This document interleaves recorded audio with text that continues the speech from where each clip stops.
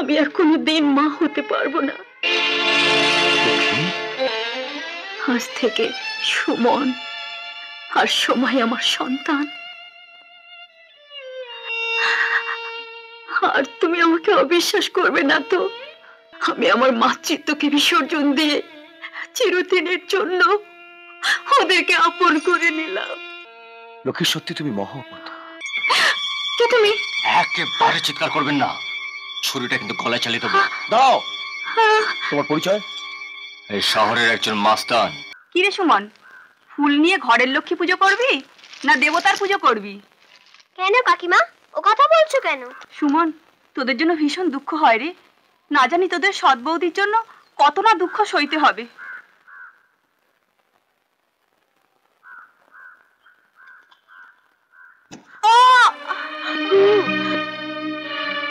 তুমি আমার বৌদির নিন্দে করেছো, তাই আমি তোমার শাস্তি দিলাম। সুমন, তুমি অন্যায় করেছো, যাও ক্ষমা চেয়ে এসো। কেন ক্ষমা চাইবো? কাকিমা তোমাকে আমার সৎ বৌদি বললো? কেন বললে তুমি আমাকে আর বোনকে দুঃখ দেবে? অন্য লোকের কথায় রাগ করতে নেই সুমন, তাছাড়া উনি গুরুজন, ওনাকে মেরে তুমি ভুল করেছো, যাও। তুমি বলছো তাই যাচ্ছি। আচ্ছা তুমি বলো, বড় বৌদি তো মায়ের মতো, মা কি কখনো সন্তানকে দুঃখ কষ্ট দেয়? সুমন, যাই বৌদি, যাও। লক্ষ্মী, তোমাকে একটা কথা জিজ্ঞেস করবো। বলো।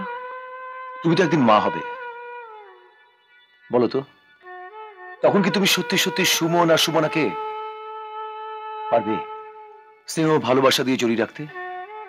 তোমার সন্তানের পাশাপাশি ওদের কাজের মতো আদর করতে পারবে? তুমি কি আমায় বিশ্বাস করতে পারছো না? না না, ঠিক তা নয়। সবাই বলে যে নিজের সন্তানের চেয়ে আপন কেউ হয় না। আমি প্রমাণ করব সবার এ ধারণা মিথ্যে। আমি কথা দিলাম, ওদেরকে সারা জীবন আমি আমার স্নেহের আঁচলের ছায়ায় বেঁধে রাখবো। লক্ষ্মী,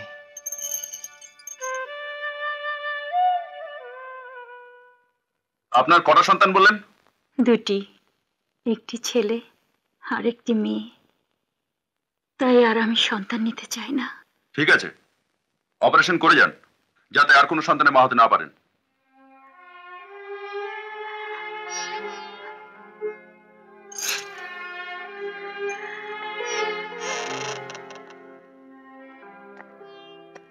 আচ্ছা তোরা কেউ বলতে পারছিস না তোদের বৌদি কোথায় গেছে? না বড়দা।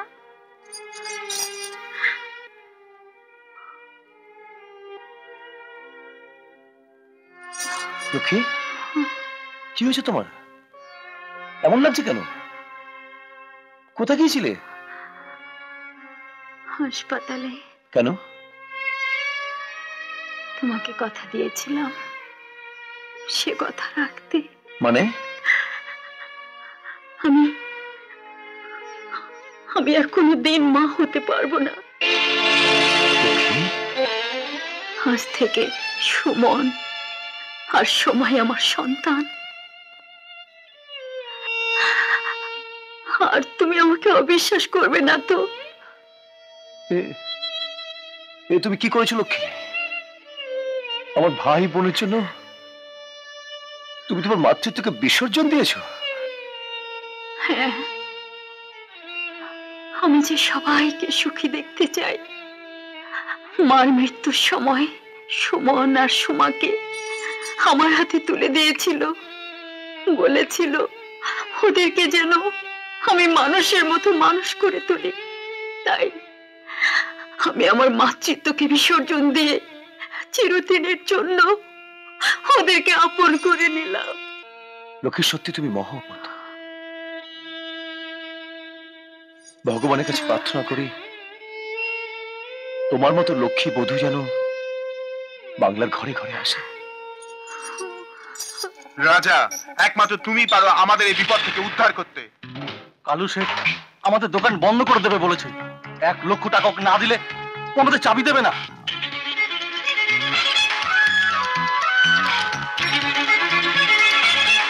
ভাই, তুমি চাবিটা এনে দিলে তোমাকে 10,000 টাকা দেবো।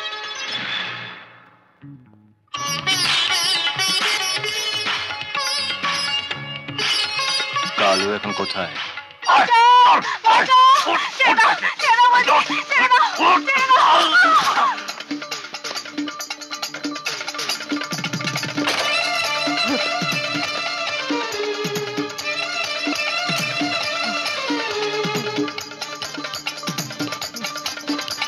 চাবিটা দে।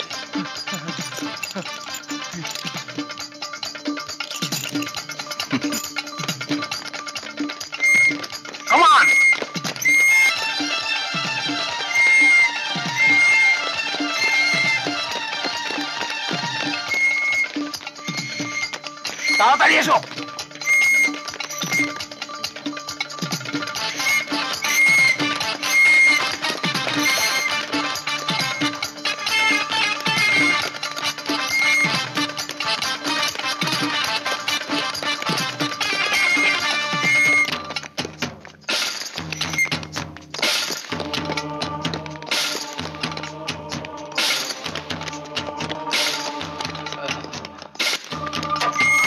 গুলি করে নামো।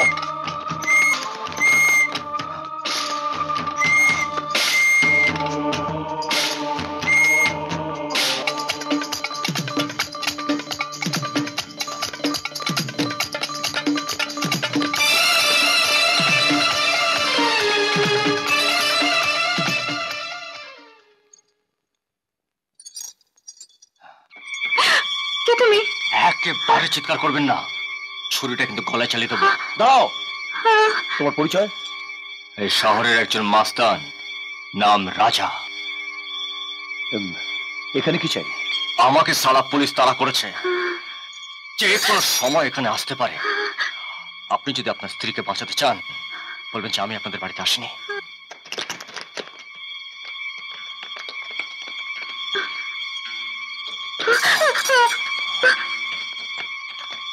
বাড়িতে কেউ আছেন?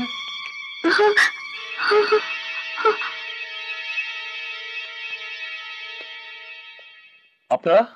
আরে সত্যনারায়ণ বাবু যে, এটা আপনার বাড়ি নাকি? হ্যাঁ, কিন্তু কি ব্যাপার বলুন তো? আপনার ঘরে কোনো মস্তান ঢুকেছে কি? না তো। ভয় মিথ্যে বলছেন না তো? দেখুন, সত্যনারায়ণ জীবনে কখনো মিথ্যে কথা বলেনি। বিরক্ত করার জন্য দুঃখিত, চলি।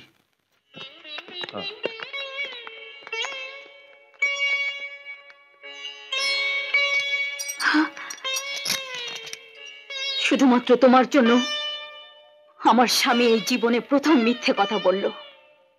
তুমি বলছো তুমি এই শহরের একজন মাস্তান, কিন্তু তোমার চেহারা দেখে তো মনে হয় না তোমার জন্ম কোনো নোংরা জায়গায় হয়েছে। পুলিশ চলে গেছে, তুমি এখন যেতে পারো। চলে তো যাবেই, কিন্তু ও আমার অহংকারে আঘাত করেছে, তোমাকে মিথ্যে কথা বলতে বাধ্য করেছে। শোনো, তোমার মা কিন্তু তোমাকে মাস্তান হওয়ার জন্য জন্ম দেয়নি।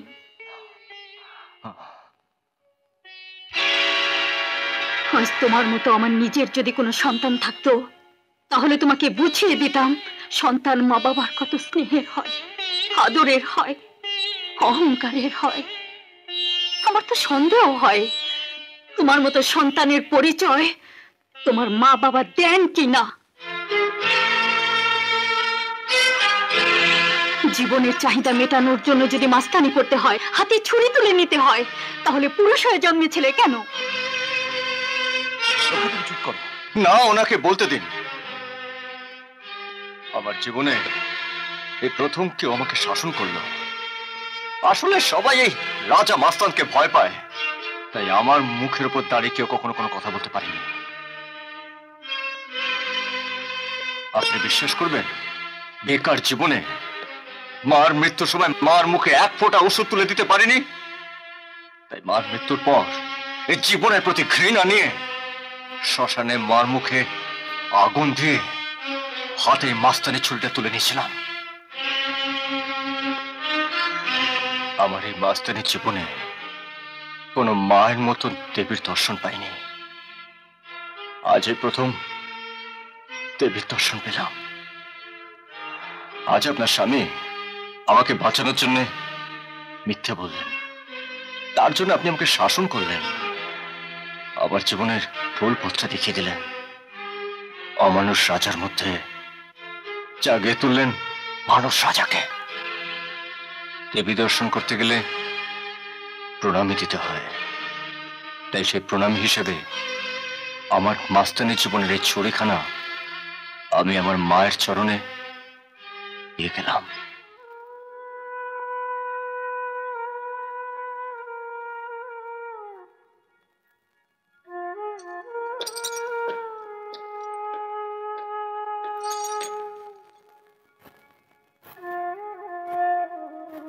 এরকম আরো অনেক সিনেমা দেখতে হলে ডাউনলোড করুন ক্লিক অ্যাপ।